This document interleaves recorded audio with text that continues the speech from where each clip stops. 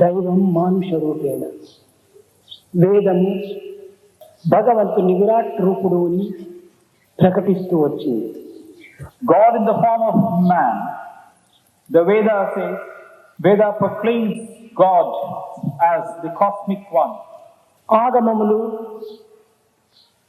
విరాటుడు పురుష స్వరూపుడు అని నిర్ణయిస్తూ వచ్చింది.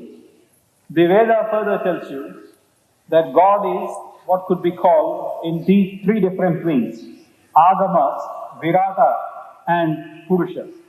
పురుష సూక్తము సహస్రశీర్ష పురుష సహస్రాక్ష సహస్రపా. ఈ అనేక శిరస్సులతో, అనేక నేత్రములతో, అనేక హస్తములతో కూడినటువంటి పురుషాకారుడు భగవంతుడు అని నిర్ణయించింది. The Purusha Sukta, for instance, identifies God as that being who shows himself up in the myriad forms, in the myriad heads, faces, ears, hands and such other limbs that you associate with an ordinary being. దేహో దేవాలయ ప్రోక్తో GO దేవ సనాతన. ఈ పురుషులకు దేహమే దేవాలయము కనుక దైవం మానుష రూపేణ. ఈ మనుష్యాకారమంతా దైవమునకు ఒక మందిరము అని నిర్ణయించింది.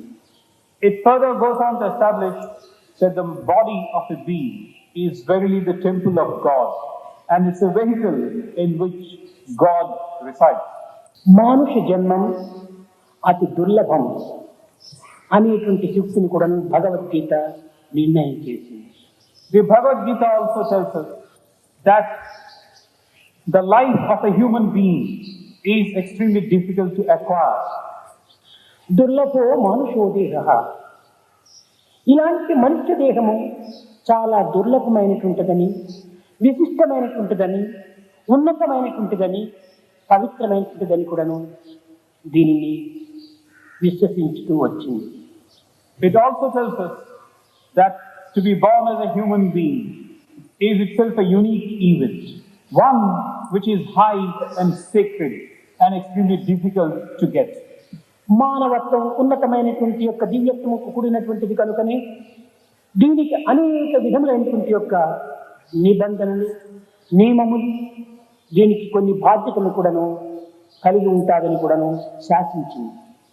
It further lays down that because this life is so precious and so unique, a few rules, a few codes of conduct have to be followed by every person. అధికారి ఎంత ఉన్నత స్థాయి ఎందు ఉండునో దానికి తగినట్టుగా బాధ్యతలు కూడాను అంత ఉన్నత స్థాయిని కూడి ఉంటాయి.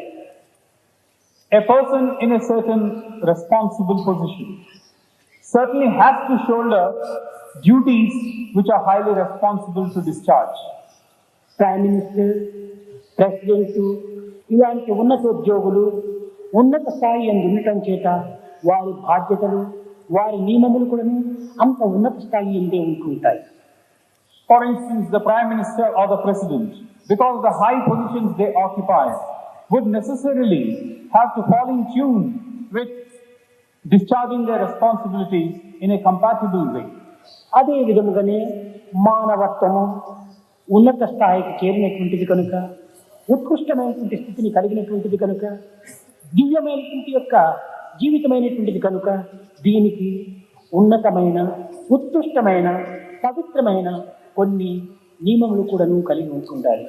In the same manner, because a life of an individual is so difficult to get, is so unique, so high and so sacred, the responsibilities which follow in the wake of such a life are also enormous and lofty. అయితే ఇట్టి బాధ్యతలను, ఇట్టి నియమములను గుర్తించి వర్తించేటువంటి మానవత్వం అతి దుర్లభం.